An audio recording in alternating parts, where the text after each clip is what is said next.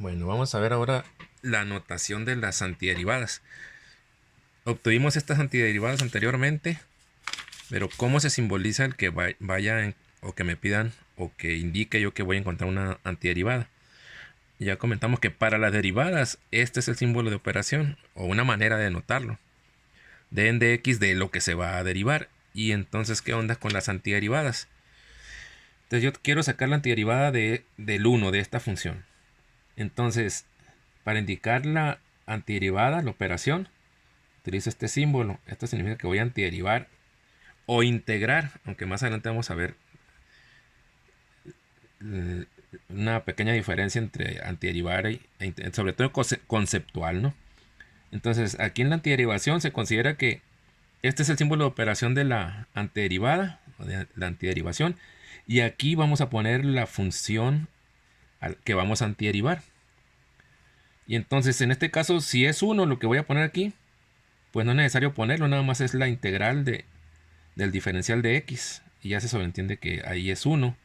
Y entonces, ¿cuál es el resultado? Pues x más c. O sea, este que obtuvimos.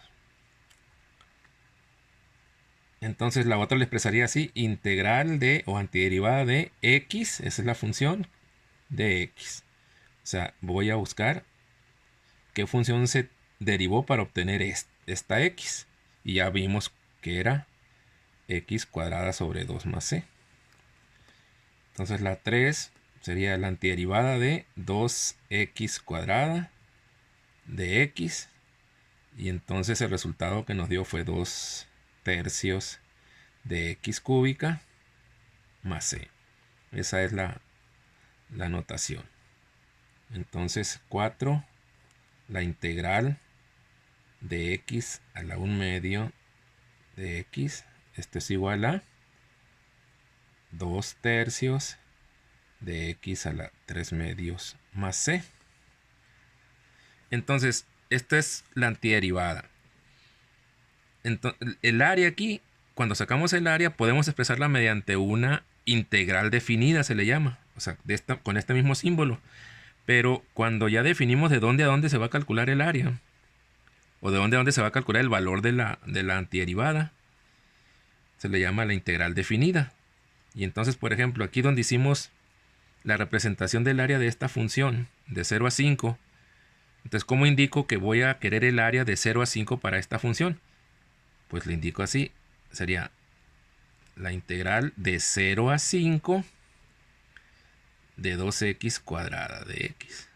¿Verdad? Esa sería la forma de indicar que voy a sacar el valor de esa integral que corresponde al área esa. Y entonces, cuando resuelvo esto, pues la antiderivada es... ¿cuál fue la de 2 tercios, ¿verdad?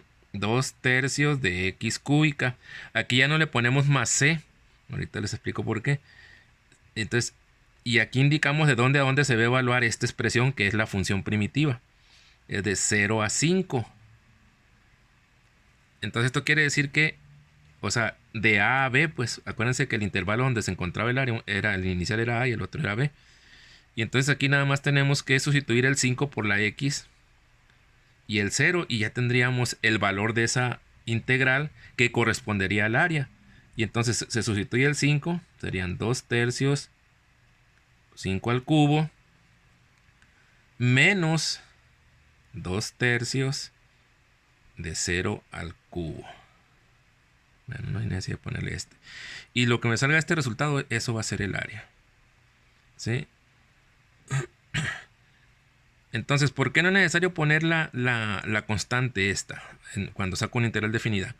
Porque recuerden que voy a sustituir el 5 y luego lo voy a restar del 0. Y en ambos casos va a estar la c esta. Entonces, si aquí fuera esto más c, y acá iba a ser menos todo esto más c, esta c se va a cancelar con esta porque una se está restando. Por eso no es necesario poner la c cuando tengo una integral definida. Y entonces lo que me di aquí, ese sería el resultado. Esto al cubo es 125 por 2, 250 tercios. Y eso es 0. Esto es 0. No hay ni para qué sacarlo. Y entonces quiere decir que esa área es este valor, 250 entre 3. Y entonces fíjense cómo si esto lo hubiera sacado con sumas de Riemann, iba a necesitar unas 3 páginas, ¿no? Entonces por eso es importante saber sacar la función primitiva, la antiderivada.